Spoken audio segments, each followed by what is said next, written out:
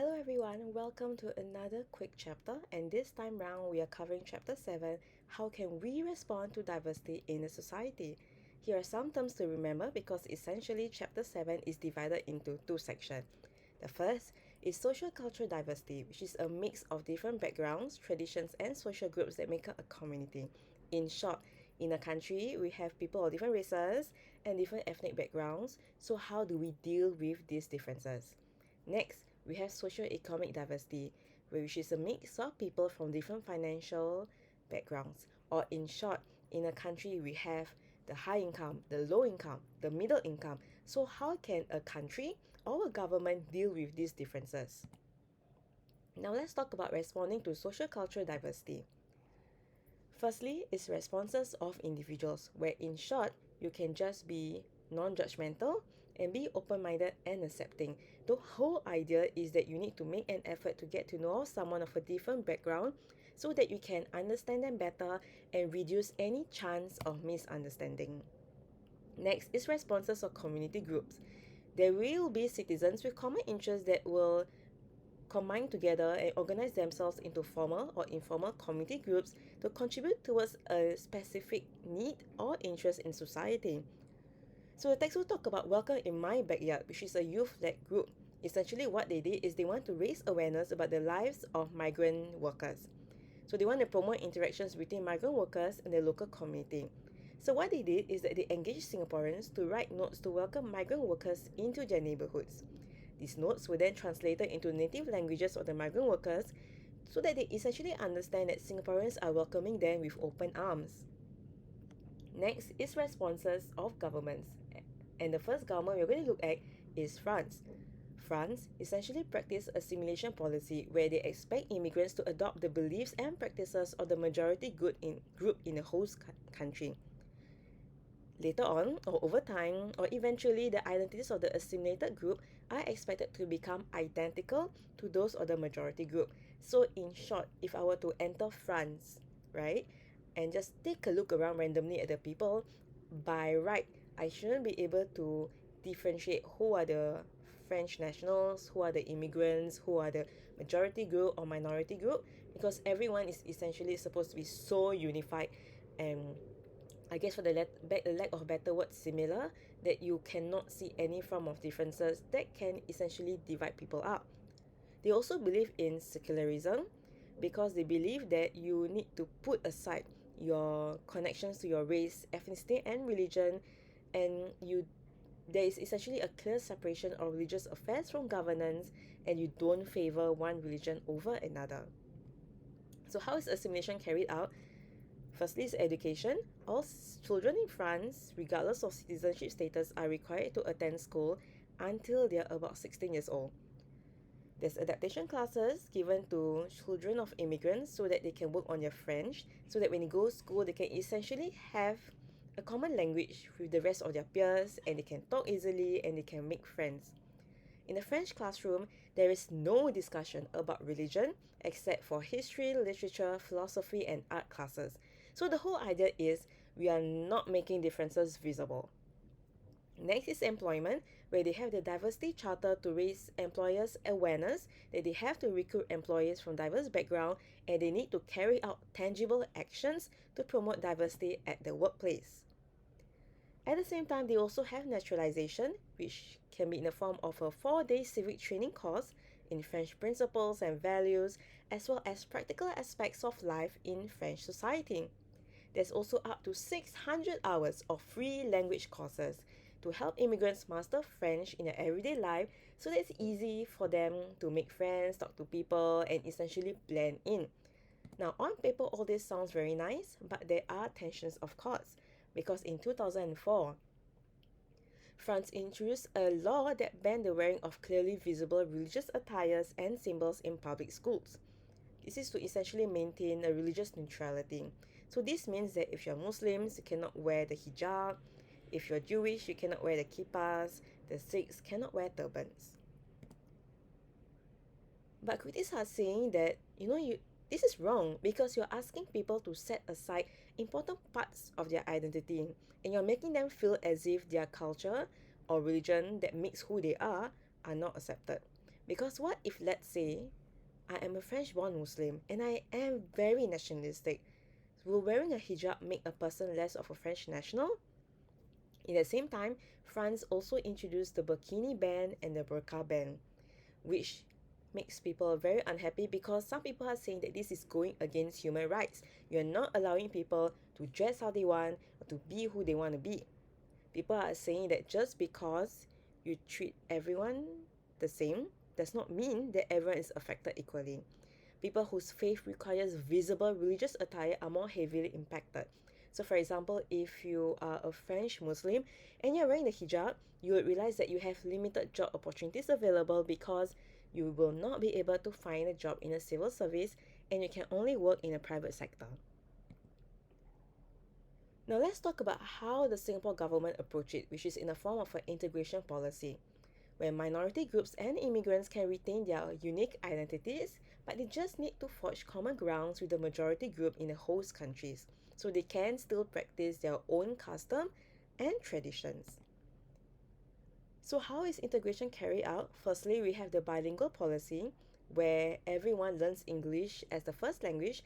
Essentially, this is a common language that everyone has that makes it easier for us to communicate with one another and reduces any form of miscommunication. So this helps to build relationships and promote integration in society.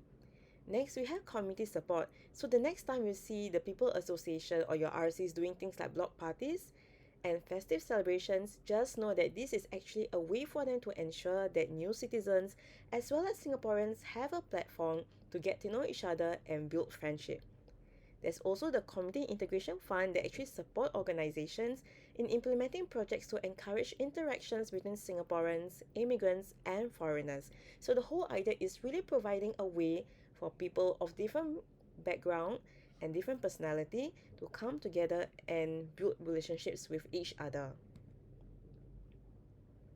Next, we have the naturalization initiatives, where new Singapore citizens will have to go through the Singapore citizenship journey, where they learn about Singapore's history and development and have opportunities to take part in activities that allow them to have meaningful interactions with the local community. After they are done, they will get their citizenship certificates at the citizenship ceremony, which is actually low-key kind of cute. Next, we have common experiences, where essentially we provide opportunities for immigrants and locals to interact with each other.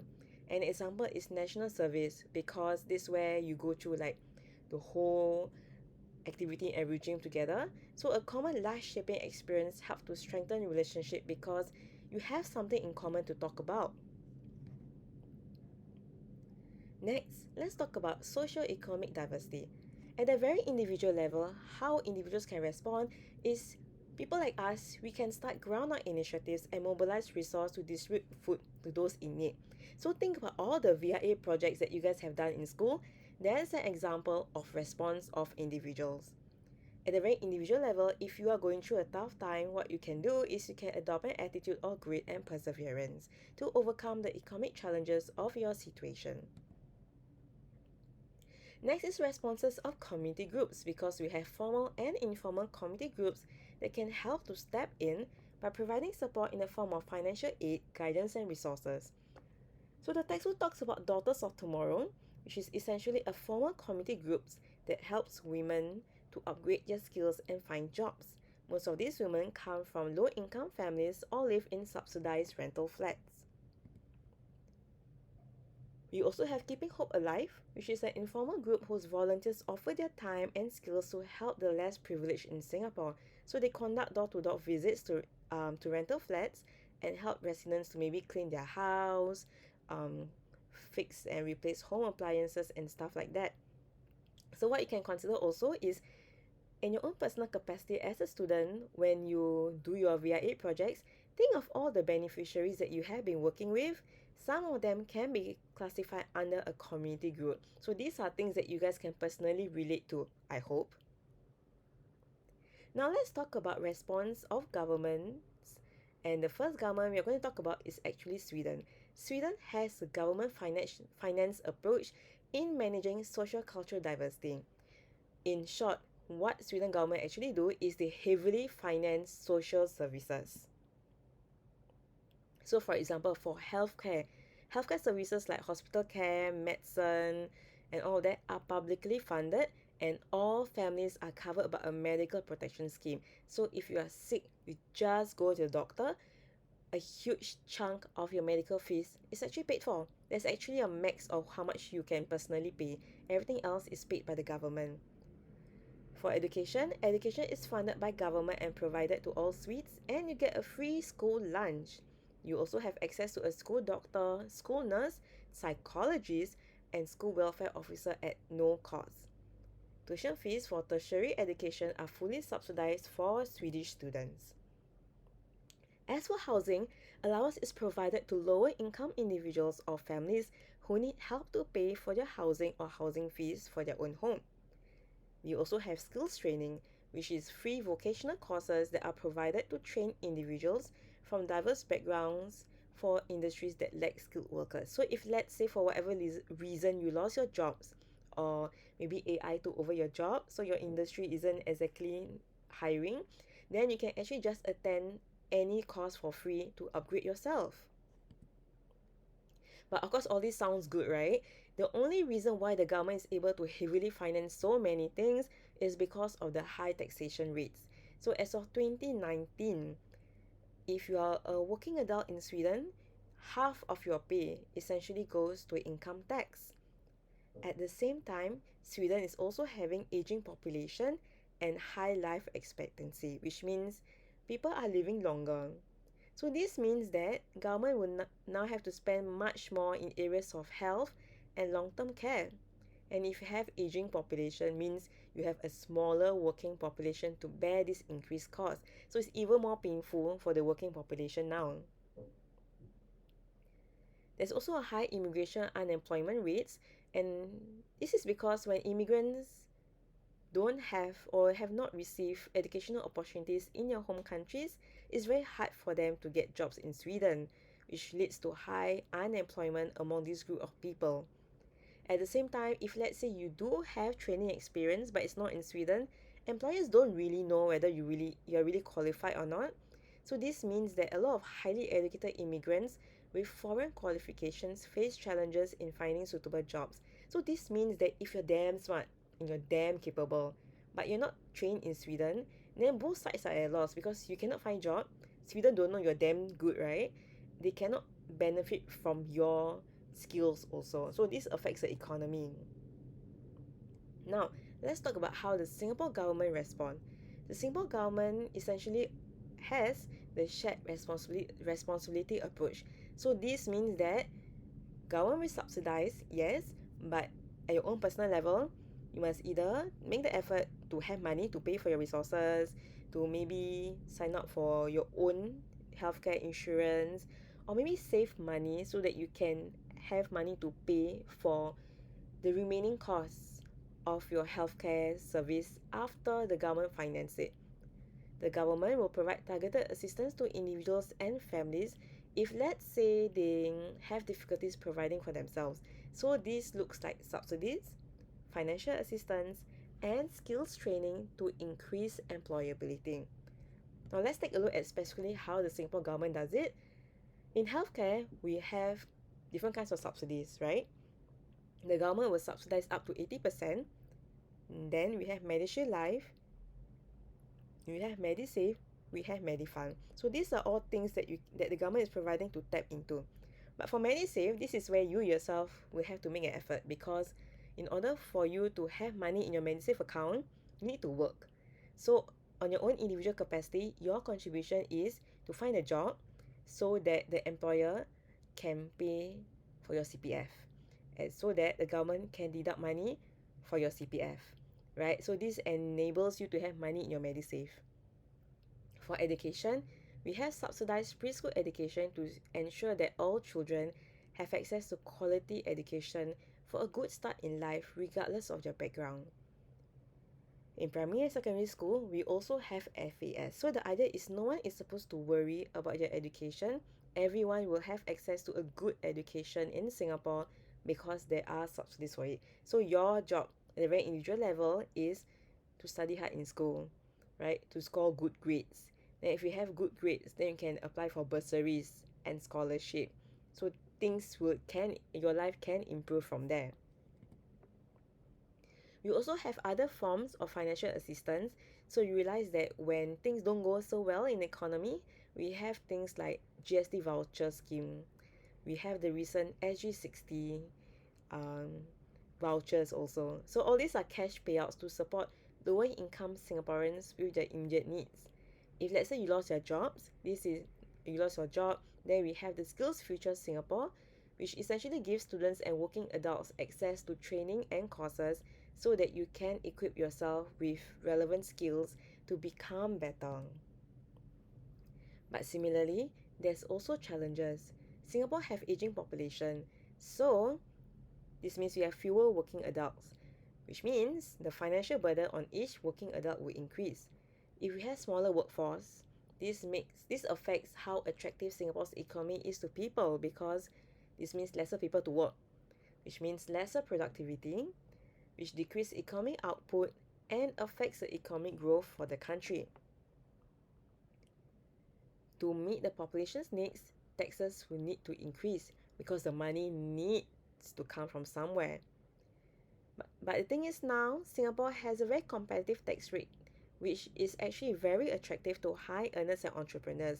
So a lot of these people like to come to Singapore because in comparison to other countries, our tax rate is really so much more better. So if we have our high tax rates and if we have to increase, this may deter foreigners and tourists from residing or visiting Singapore. So if we have lesser people coming in, this also means lesser revenue for us to tap into to finance our social services. At the same time, yes, we have all this upskilling and training, but there are limitations to it also. So for example, elderly workers are very scared, I guess. They are not sure if they attend these courses, is it enough to make people want to employ them? Because at the same time, we can have elderly workers who always upgrade themselves. But if the employer's mindset don't change, if employers continue thinking that older workers cannot value add to the workforce, then it's very hard for these elderly workers to find jobs and contribute to the country also. So these are the challenges that Singapore face. So in short, Chapter 7 looks at practical ways in which countries deal with diversity. And for Chapter 5 and Chapter 6, we essentially look at the theoretical understanding of what diversity is and what's the good and bad thing about having a diverse society. Chapter 7 looks at how countries and real people actually deal with this diversity and what are the challenges that they face. So I hope that this quick chapter has helped you guys. If you are tuning into this lesson because your national exams are coming up, I wish you all the best. So yeah, may you all be SS prodigies. Thank you. Bye bye.